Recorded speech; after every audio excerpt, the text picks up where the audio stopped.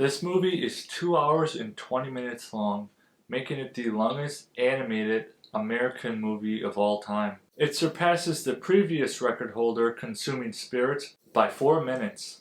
So this movie was just so incredible, but also very emotional. It's an emotional roller coaster throughout the entire movie, and a lot of people are probably wondering if it's overhyped. And I can say this with absolute certainty that I didn't think this movie was overhyped at all. I think it lived up to the hype and more. There are a couple aspects of the movie that I kind of had problems with, but overall, this was maybe the best movie of the year. One of the strongest parts of this movie is it plays on two character storylines, Gwen's and Miles. Showing Gwen's relationship with her father was just really emotional and really sad, honestly, but it added so much more to her character, and I'm really glad that we got to see her character fleshed out a lot more in this movie. And then you have Miles, who he's really going through a lot right now, and he's getting to that point in his Spider-Man journey where his parents are suspecting stuff. He doesn't know how to tell his parents who he really is because his fear is they won't love him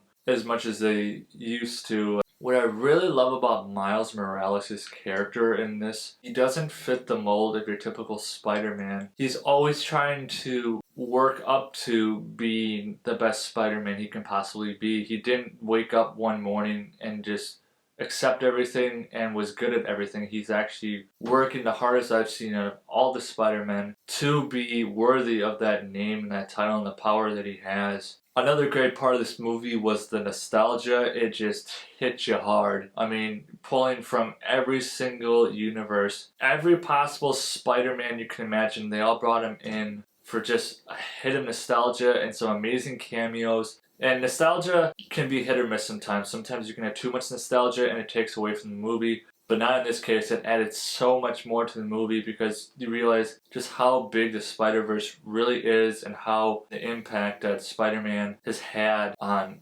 culture for years and years. I have to talk about two big characters in this movie. Spot, he had a really good villain story, a really good reason why he hates Spider-Man. He wants to take everything from Spider-Man. I love it and I can't wait to see what happens. And of course, everyone's Spider-Man that they've been wanting to see on screen, Miguel O'Hara, a top tier character. I actually want to see more of him. We got enough scenes with him in it, but I would love to see just so much more of him because he's violent. He's kind of an unhinged guy.